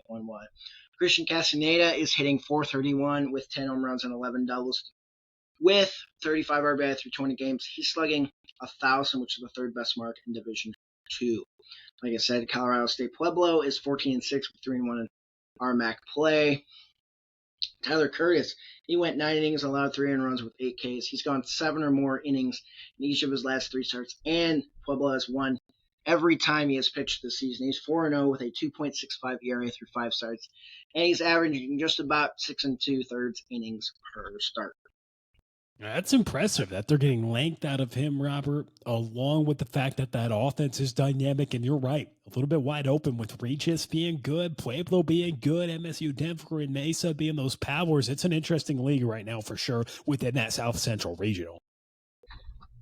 Absolutely, Will. And, you know, in that South Central Regional, we'll see how many RMAC teams get represented because, you know, with the Lone Star – on the opposite side, a lot of teams are beating each other up, so there's not like a clear-cut team. So the selection process might be a little bit varied this year. Yeah, it's going to be interesting. And one conference that I find interesting, Robert, is the South Atlantic Conference as we go to the SAC. And we'll talk about Wingate. We'll talk about a 14-7 Wingate team that's 7-2 within conference play right now, as they've now collected their 2nd conference sweep this past weekend, beating a good Anderson team. The duo of grad Michael Dansky and senior Brett Adams each played a huge role in the sweep. And Dansky's hitting .416 on the year. He went 7 of 10, scored 4 runs. Adams hitting .383, drove in Dansky quite a bit, going 7 of 12 with 3 home runs and 8 RBI. Junior Sean Barnett confirmed the sweep with a walk-off home run. Barnett leads the team with 8 home runs. He was selected as Conference Player of the Week as well. And Barnett leads the team with 8 home runs and 32 runs driven in. Wingate has a big road test coming up with a midweek game against number 6 UNC Pembroke, and then a weekend series, a huge weekend series against Lincoln Memorial, as those are the top 2 teams within the SAC standings right now. That should be a lot of fun, no doubt about that. UNC Pembroke in a midweek. Again, you may be listening to that now as that game's going on. They're ranked 12th now in our new poll. But yeah, a really impressive. I mean, we know Wingate can impress, and they certainly did that. But obviously, it was Dansky who was the conference player of the week as well. So impressive effort from him. Receiving votes, Lincoln Memorial, 16-6, 8-4 overall. They had a productive 3-1 week against teams receiving votes, taking 2 of 3 at conference foe Limestone and beating a lead team in a midweek contest as well. Senior Christian Pensick went shutout Limestone's bats in game 1 of the series, 7 shutout, 7 Ks for him. Good arm for them, and they've got a good staff. And Junior Carson Bowles, I mean, he's a guy that's hitting 476, had 7 hits, 7 RBI on the weekend, and he's one of the best hitters in the country right now. That's all you could say about him. Chris Hall tied a school record for hits in a game with 6 as well on Sunday for Lincoln Memorial. A team to watch, and again, a big series coming up with Wingate. Limestone's 15-9. They're 8-4 in conference play. And they got their lone win against LMU behind the arm of Marty Neal, who threw a complete game, allowing 4 hits, 3 runs, walking 2, and struck out 14. He was the conference pitcher of the week. Coker, 14-8, 8-4 in conference play. They split this week. They went 2-2 after a midweek win against Lander and a series loss against Newberry, all at home. For them, the Cobras are 11-3 at home. Casey Cleghorn threw the ball well in the midweek as the freshman went 6 innings, allowed 1 hit, no runs, walked 1, struck out 5 in his first collegiate win. Tusculum 12-10, 8-4 in conference play. They went 3-1 in a midweek loss to Concordia, and then they swept Mars Hill, a series that was Sunday to Monday. Luke Absher improved to 2-3 after going 7 with 2 hits allowed, 1 run, 8 Ks in their 2-1 win in game 1 of the series against Mars Hill. So Absher doing a good job, who's 8-4 against the 8-14 and now 3-9 in conference play Mars Hill team. Mars Hill senior Zach Weaver leads the team with a 940 OPS, 11 extra base hits for him as he recorded a hit in each game this week. Catawba, a team we should talk about, 15-6, 6-3 in conference play. They had a midweek cancel before sweeping Emory and Henry at home, scoring 10 or more in each game. Senior Cole Hales went 7-12 with 3 extra base hits and 7 RBI on the weekend as he recorded 4 straight multi-hit games. Lenore Ryan went 1-4 this week, defeated Chowan and lost to a ranked Barton once, in Tampa 3 times. They got swept by Tampa over the weekend. Tough team to beat, number 1 in the nation. UVA Wise went 2-2 on the week. They picked up a series win against Carson Newman at home. Junior Justin Snyder notched his first win of the season, going 7. 2-run ball with 6 Ks in the first game of the series. And finally, Newberry. They picked up 3 wins during the week, including a road series win against Coker. Junior Hunter French threw 7 without allowing an earned run and struck out 3 to get his first win of the year in game 1 of the series. French also had a 2 RBI double in game 3 of the series. Junior Jonathan Ford did not attempt to steal this week, but is still 16 of 16 on stolen bases on the year. So pretty impressive stuff for him, and obviously a lot of fun out of this league. The SAC got Wingate coming up with Lincoln Memorial. Man, that's going to be a fun series. Definitely. The Wingate Lincoln Memorials will be a series to watch for us, but speaking of series to watch for us, and we're talking about conference by conference, we're going to talk about the SIAC. And in the SIAC, Spring Hill now is 11-1 in conference after their sweep over Benedict this weekend. Albany State is 10-2 in conference play after their sweep over Kentucky State. They'll play each other this upcoming weekend, so a battle of SIAC stalwarts. Savannah State took 2 of 3 against Clark Atlanta. Brevin Smith went 5 shutout innings and allowed just 1 earned run his last 3 appearances, spanning 13 1/3 innings. Miles now 10-2 in conference play. They've won 7 straight. They swept Lemoyne Owen over the weekend. Nick Hopen went 7 shutout and allowed just 1 run over his last 16 innings, spanning 2 starts. He also had 1 hit at the plate. in the series, and he's hitting .404 on the year. Morehouse's Elijah Pickney had 7 hits versus Edward Waters this weekend despite a series loss. Leonel Garcia's hitting .443 on the year with 16 RBI, 7 doubles, 2 triples, and a home run for Edward Waters. He's in the midst of a 10-game hitting streak and 5 hits over the series versus Morehouse. Leonel Garcia's hitting .443, like we mentioned, on the season with 16 doubles. As well. So he's doing well for Morehouse College as he has 49 hits. He had 49 hits and 165 at-bats last year, but now he has 31 hits and 70 at-bats this year. And so that is the SIAC Conference. Yes, and as we continue to move along, we'll talk about the Sunshine State Conference. No Sunshine State team took in conference play this past weekend as all teams play games against various teams on their respective Florida trips. Number 9, St. Leo, they're 17-2. They started 5-1 in conference play. They've now swept back-to-back weekends as their win streak has reached 8 games after sweeping Kentucky Wesleyan. The 8th win in a row was capped off by a walk-off single from Zach Benson. And this St. Leo staff has been a boon for head coach Rick Odette. They are second in the country in ERA at 2.60. Luke Lashuka has a .2 ERA in 45 innings. Yes, and they figure to lead the country in strikeout to walk ratio at an impressive 3.44 figure 2. Right up there with Augustana. Sophomore Dylan Mass recorded a hit in each game of the series and has reached base safely in 17 of 18 games this season. So really impressive. St. Leo staff, Luke Lashuka leading the way, but they've got a whole staff there, and they're doing great work at 17-2. Rick Odette was so much fun to speak with him when we had him on the D2 Baseball Insider magazine edition a few editions ago. After their first loss of the season, number 1 Tampa looked like a good club. They're 20-1, and for good reason. They're number 1 in the nation.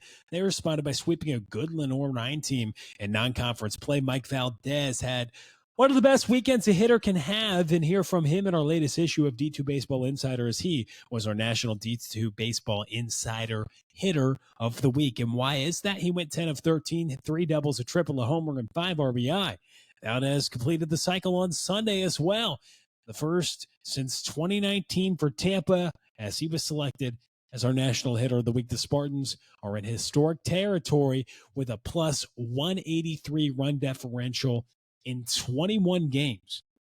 In 21 games, they have scored 183 more runs than their opponents, and they're 20-1.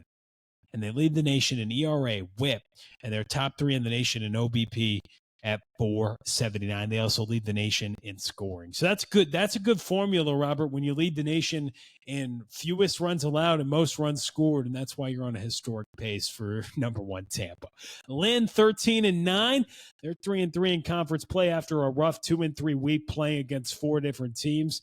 The 2 wins were against Assumption. Junior switch hitter Leon Paulino was outstanding this week, going 12 of 23, had 4 bombs, 11 RBIs in 5 games. Paulino's recorded 2+ hits in 4 of the 5 games and is tied for the team lead in home runs and RBIs. Nova Southeastern, they're 12-9. 3-3 in conference play, returned to their winning ways, swept a 4-game set against Davenport, consisted of 2 doubleheaders.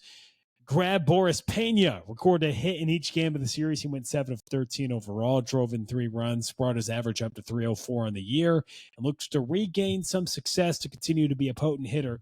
In the middle of this good Sharks lineup, redshirt junior Justin Walks amongst the top hitters in the conference, hitting .431 on the season. Florida Tech, they're 10-10, 1-2 on the weekend, defeating Minnesota Duluth in a single game and losing a doubleheader to a good Purdue Northwest team. The bright spot for the Panthers was none other than freshman Marshall Burke, who went 7 of 11 with a double, a home run, and 8 RBIs as well.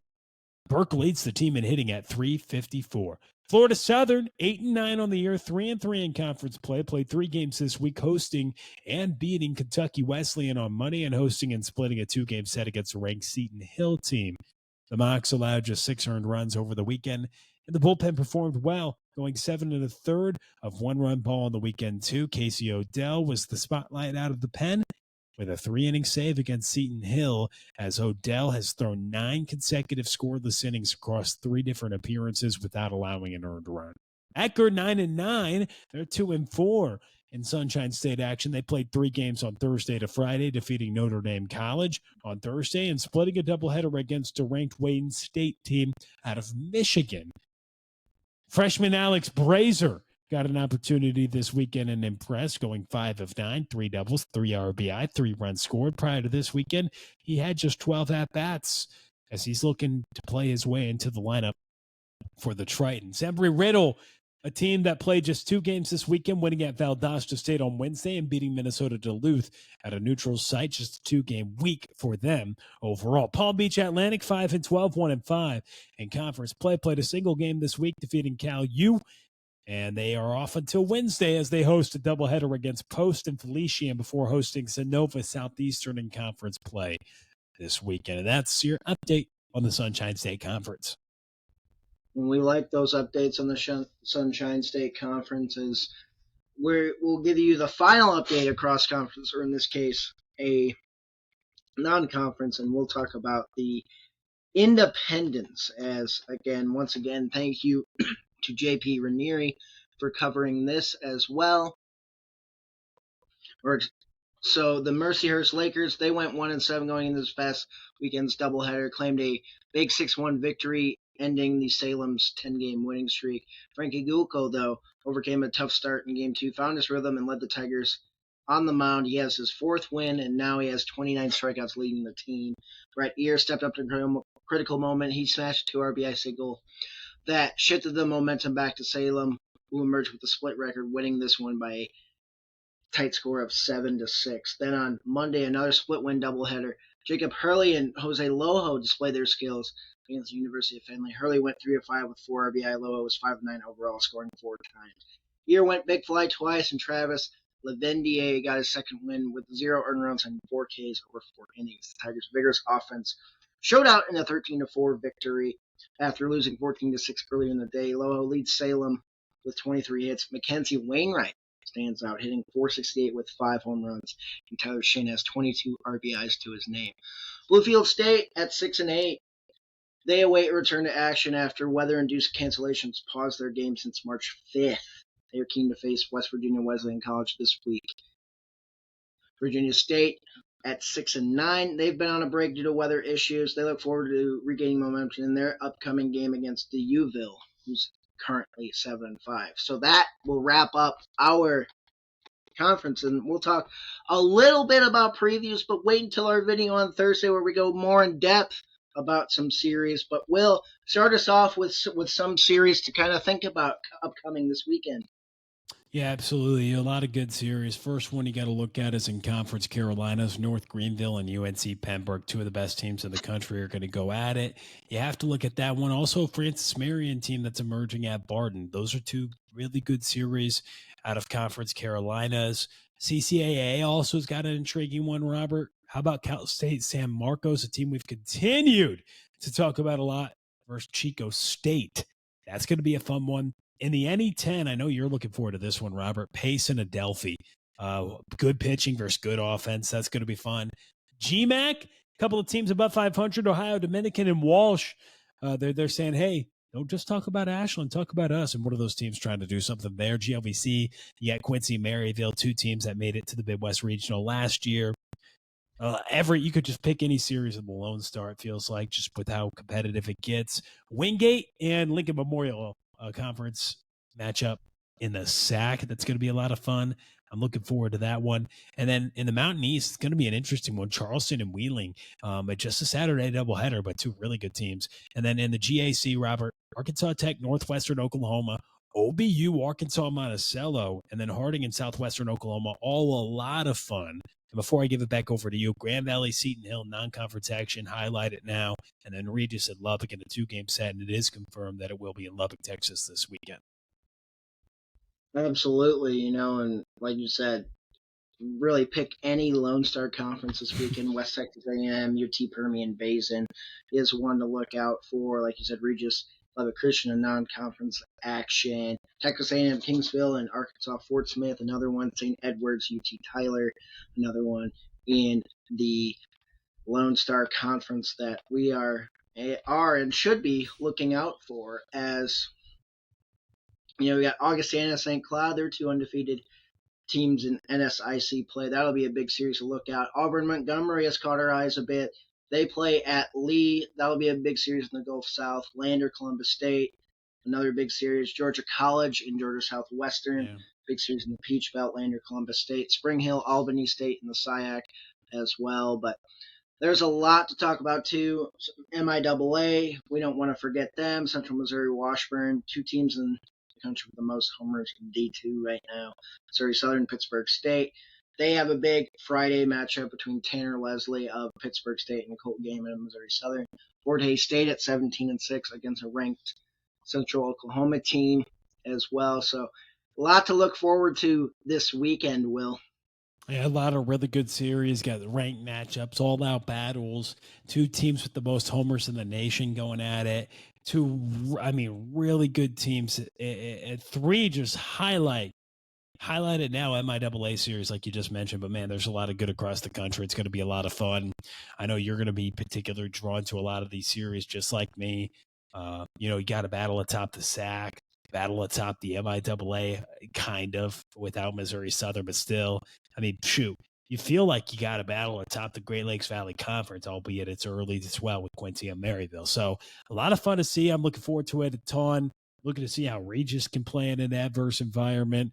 The SIAC always feels like Spring Hill's up there, and they're going to try to continue it. So, I'm really intrigued. I'm really intrigued to see what's going to happen, and really have been impressed with Cal State San Marcos. So we'll have an in-depth breakdown of all of those series, of course, and a battle atop the NSIC with Augustana and St. Cloud too. Robert, can't forget that. But we'll have breakdowns, of course, with every single piece of information, statistic, and any link that's affiliated with the game. We'll have it for you. You want tickets to the game? Got you. You want to watch the game? We got you. You want history of the series? We got you. So it'll be a lot of fun, Robert, but those are some good series. Absolutely. Well, we're excited for it, and we can't wait to continue covering Division II baseball. And we thank you so much for watching this and covering all of Division II baseball this past weekend. And we're looking forward to another great weekend.